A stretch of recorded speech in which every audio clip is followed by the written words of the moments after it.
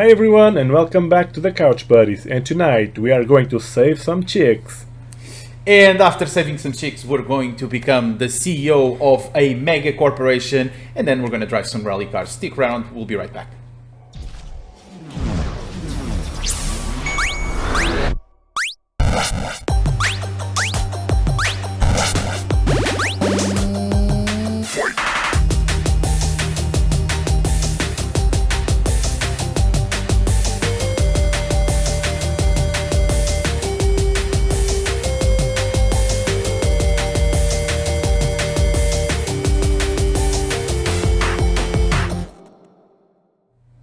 Hello guys and welcome to another Couchisode. We hope that you had a great week just like we did, and we're back again for another week or another Couchisode full of old and moldy games, and again something less moldy in between as we usually bring to you a lot guys. Fresher. Exactly, a lot fresher, but we're gonna start moldy, we're gonna start smelly, we're gonna start old just like we are. And oh yeah. And what I'm going to bring today is a game that was actually mentioned by one of our followers on the 11th of November 2020. This was actually through a Facebook message that we got from Pedro Santos. And this was right after we released our second Couchisode on that same day.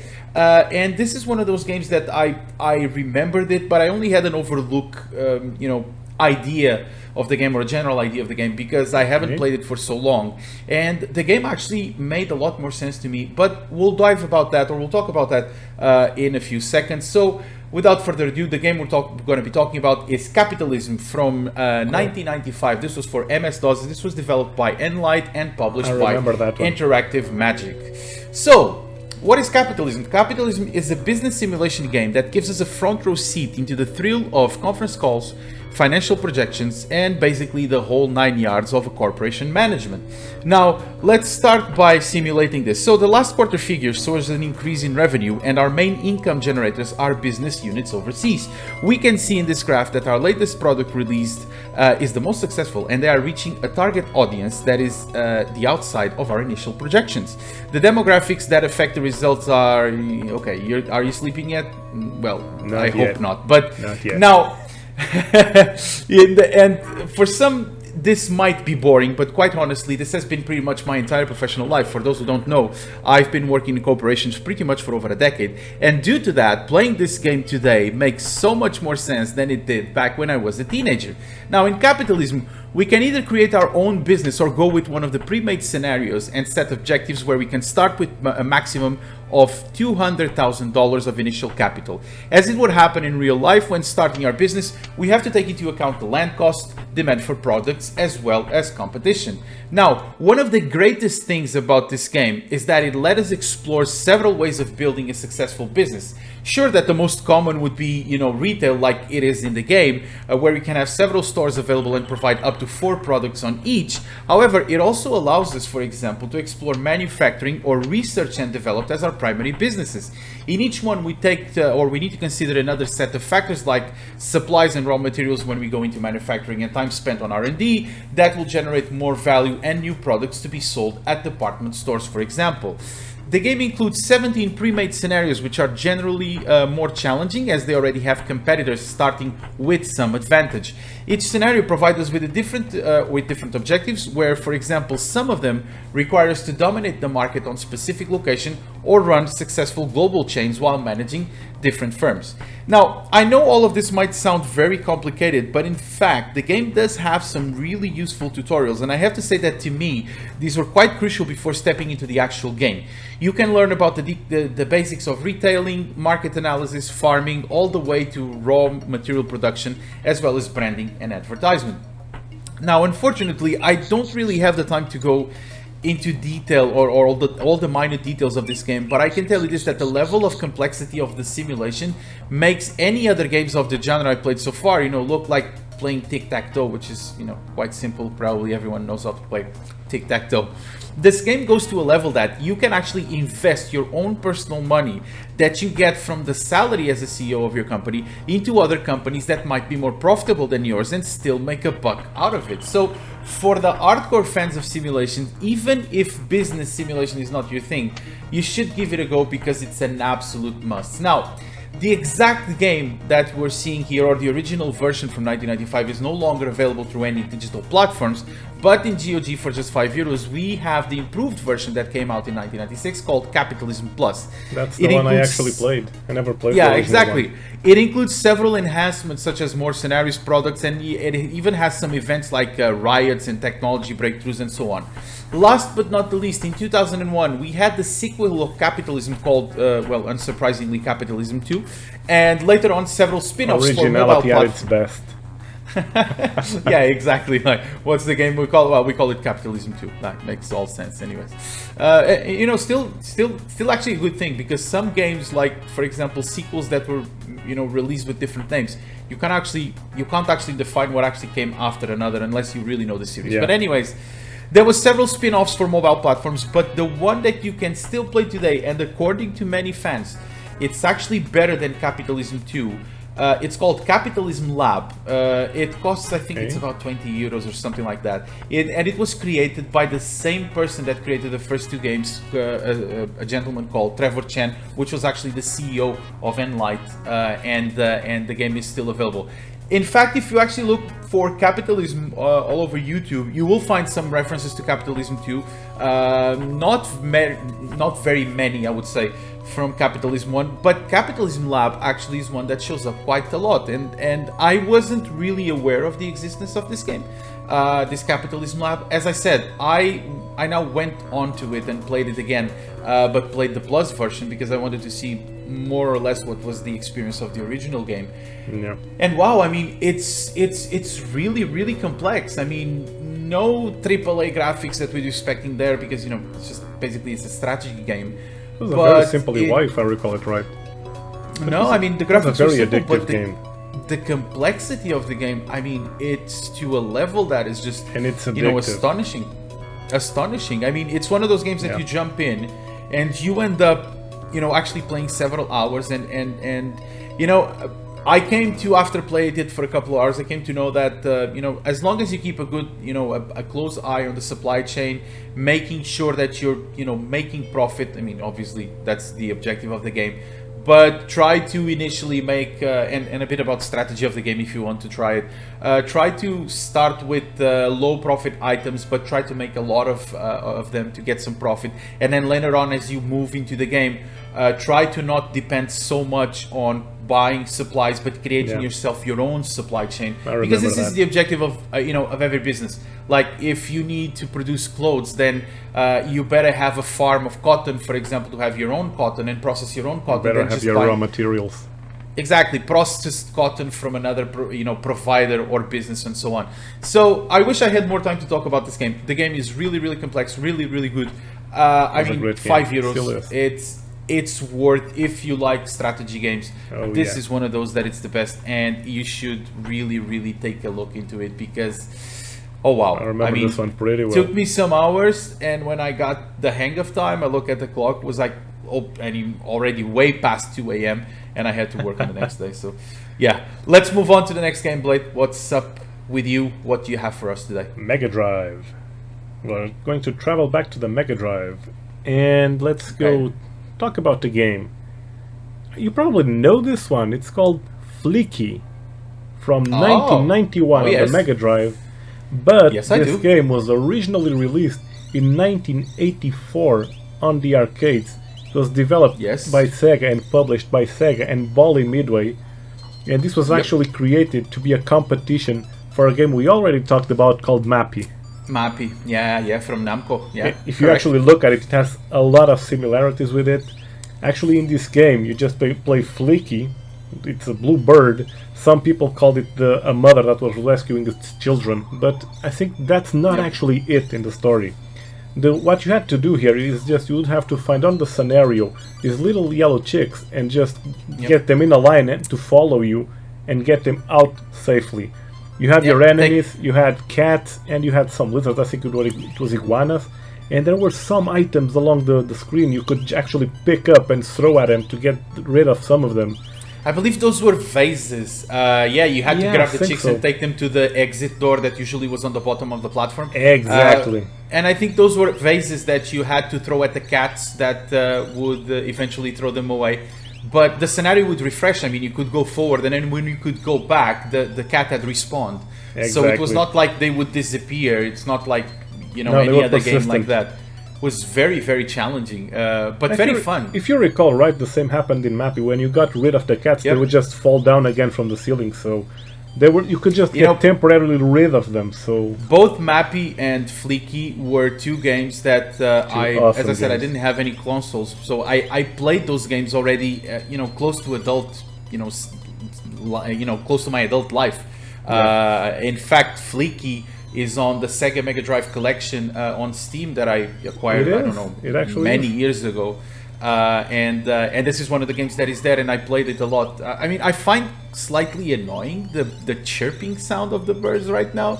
I don't know. I mean, back but then, it's addictive as hell. No, This the game so cool. is very, very addictive. It's very, very I cool. mean, it was a very cool game. You know that Flicky actually is kind of an icon from Sega, and it was supposed to be kind of like the trademark of Sega Arcade, which eventually didn't. But Flicky actually has a lot of cameos on a lot of Sega games. The most, let's say the most famous one is in Sonic the Hedgehog. So remember when you hit the after defeating Dr. Robotnik, the various forms that he has as a boss, you hit the platform and then a box, or not a box, but a container blows out. Did you see the color of the birds that come from there? Some of them are blue. Yeah. Those are Flickies. Yeah. Those are Flickies. Those are exactly those cameos. And there was many appearances in other games. The fact that this game was so iconic for Sega, I think that really showcases that they still kept picking up the character and bringing it up in other games. In fact, actually, another curiosity about Flicky. Flicky was not supposed to be called Flicky. I mean, originally it was called Busty. Oh, yeah. It was called and Busty. It had another name before Flicky. Yes, it did. You know what it was? Let me see if I recall it. I know it was... it was similar... It was, I think, Flippy? Yes, it was Flippy. It was Flippy, but due to a decision of Sega executive, I believe, of Sega of America, Flippy was actually too close to Mappy, and they didn't want to get into a rights dispute or something like that. Yeah. So they did something different. So so basically Flippy became Flicky, and before called Busty and so on. Busty also didn't work because of some English association with this word that was used. I think there was some conflict with that name. That's why it changed the first time. In Japan, it wouldn't really make any difference, but especially in English-speaking countries in England, Busty was associated with something else. This actually, as I was saying, Sega Mega Drive Classics. This is available on Steam. This and many other classics, Revenge of Shinobi, Streets of Rage, it's a well-worth collection. Phantasy Star. You can get this on Steam. The individual games are actually quite cheap. I mean, I think there's a bundle now with all of them, or pretty much all of them, that costs, I think, around 30 or 40 euros, something like that. You can buy the whole thing. But this was present on the Sonic Mega Collection in 2002, Sega Genesis Collection in 2006. This is a game I played a lot. It was available for a lot of people and in a lot of platforms. And it's still so enjoyable. It is. It's a really good game. It is. Seems like I'm going to talk a lot about games today because you're on fire for today. For a change, I actually know some of the games you're talking about. Some of them I don't really know. So console games, they are my weak point because I dug pretty deep this week to find a console game you actually knew. This is awesome. The Mega Drive was actually maybe one of those consoles that I probably know the best. I didn't have pretty popular in Portugal. And exactly. But a neighbor of mine, after he bought his Sega Saturn, he actually dropped his Mega Drive there, and I had it for months, and I played a lot of games that they had. Even borrowed games from some friends to actually play them.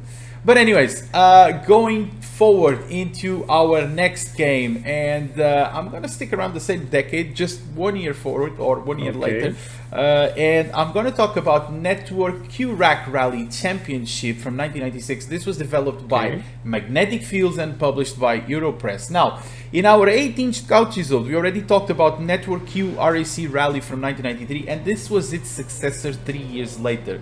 The truth is, that that back in the late 80s, the rally genre wasn't that popular in the video game industry. Despite the racing genre was very predominant, it was more of flashy and colorful arcade style games and not like full-blown simulations. We had like Outrun, we had Lotus Challenge, we had Chase HQ. You know, none of that was really simulation, it was more like an arcade type game. And maybe one of the best examples of the shift in the industry, much because of the exponential growth of computing power, was a game that we talked about on the 38 Couchisode, which was Indianapolis 500, the simulation. But once again, despite racing, it was a different type of sport. It was not really the same sport or genre. Now, note that all of this was way before the era that Colin McRae started with his first game in 1998, but it was, you know, the market, it was a clear sign that the market was about to blow up in sales of this genre and even popularity. So, this time, by the acclaimed British studio Magnetic Fields, developers of many hits like Pac-Mania, Lotus Turbo Challenges, Supercars, comes Network Q RAC Rally Championship, bringing once again the RAC Rally of Great Britain, now known as World Rallies Championship or WRC. As it's usual in the early 90s, we start off with the blazing full motion video intro with classic cars of the time like the Vauxhall Astra, the Nissan Primera, or the Renault Clio. Strangely enough, none of these are available in the game to be played. So, you know, quite deceiving. Quite deceiving. You start with an intro that is very good, shows rallies with all these nice cars and stuff like that. Even had a Ford Fiesta there, and none of this is available to be played. Anyways, all the 28 stages of the rally of 9th of 95 are available to be played in several modes. We have several arcade levels with changing difficulties, time trial, which is quite obvious what it is, individual for running separate tracks or stages, and then we have the championship where we compete against some of the best pilots of the time. The cars available to be played finally are the Subaru Impreza, the Ford Escort RS Cosworth, the Renault Maxi Megane, the Volkswagen Golf GTI, and finally, Skoda Felicia, and then a less known brand called Proton Vira. I've never heard about this brand before playing the game, and still to this day I have no idea about this brand and no idea who they are. The gameplay is accompanied by a fascinating audio CD soundtrack where we are presented with a car stereo in the screen to select our favorite tunes. This immediately takes me back to Jaguar XJ220 times in the Amiga, where we could do exactly the same, and I believe on the Lotus Challenge, you could also have the radio and you could select the track. Although it was not, CD audio, it was MIDI tunes, it was quite different. As for the simulation, it was quite good. The car settings could be changed according to the climate conditions, as well as the type of track we'd be racing in, whether it would be dry, rain, or snow.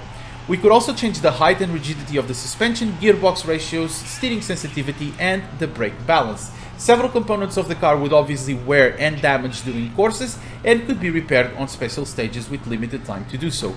Graphically speaking, it might have not been the best. There's nothing really on the scenario that screams, Great Britain, that we can see, oh, this is clearly Great Britain and Wales or whatever, aside from the cloudy skies and the imminent rain, which is something characteristic of the UK. But Magnetic Fields put a lot of efforts on making sure that the playability was really, really top-notch. I did spend a lot of time playing this game, more than its predecessor, mostly because I really loved racing games, but also because I had this love for the Subaru Impreza, and as a kid, I really loved the car. Everyone did back then. Yeah, it was really, I mean, it was popular, but it was considered like a car for, for people with some money. It was not like a cheap car, especially if you go, because I honestly never seen, like back then in the 90s, I've never seen a lot of Subaru Imprezas that were like the road car. Usually was the WRXs, which were the racing versions of that. Yeah. And those cars were quite expensive. And I really love the car, and I always imagine myself in the wheel of one of those. Last but not least, unfortunately, this game is not available on any digital platform that I am aware of.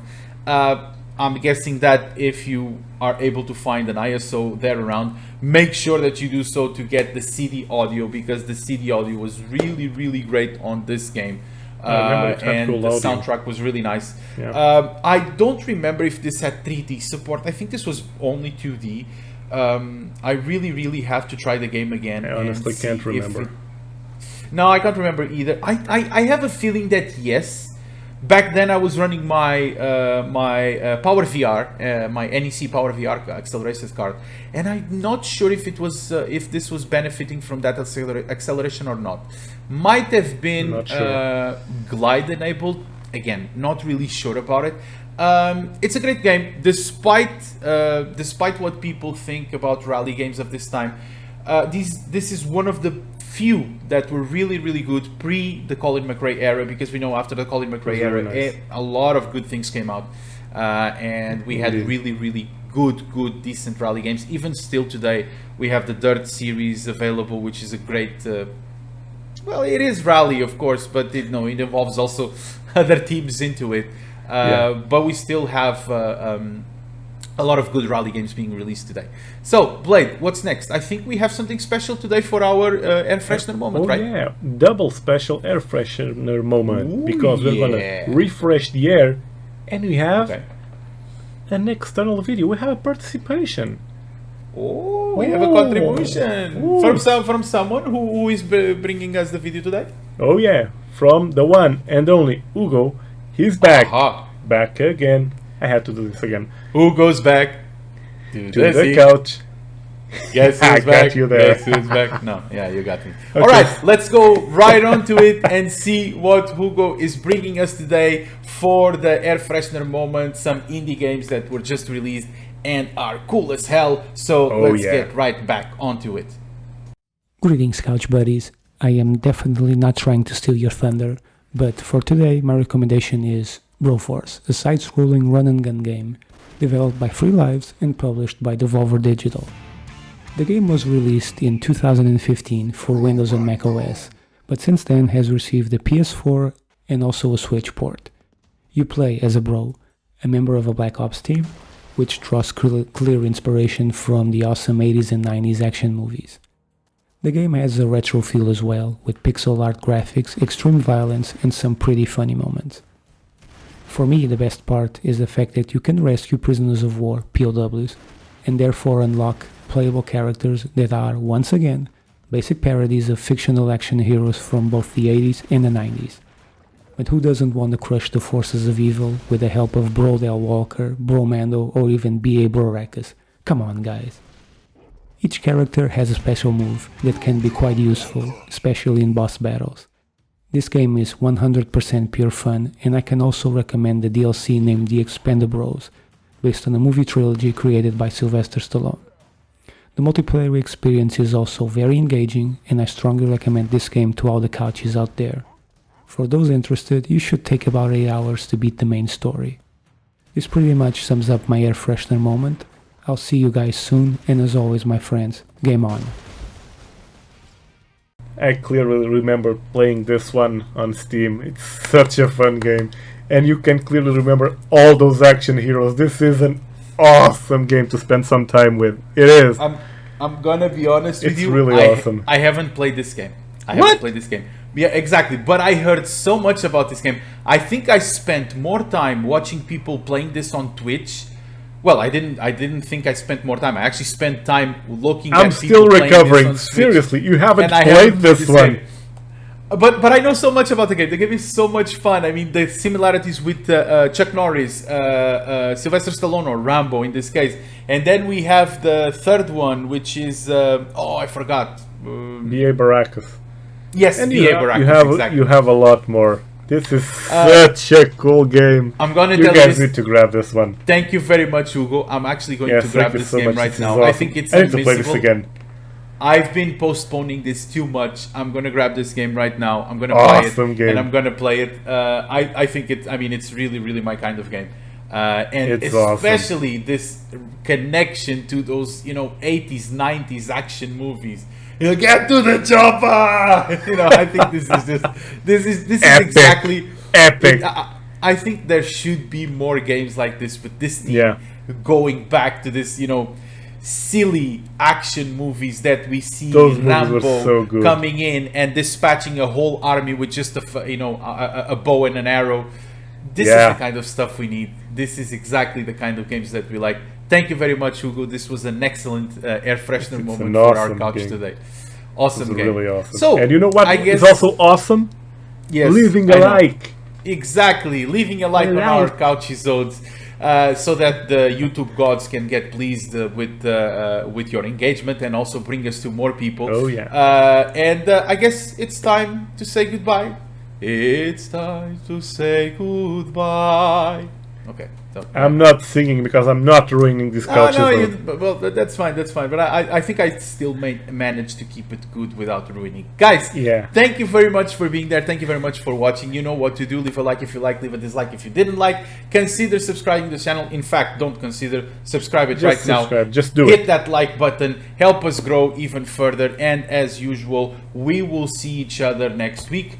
Thank you very much. And you know what to do. Game on. Have a great week, everyone. Game on.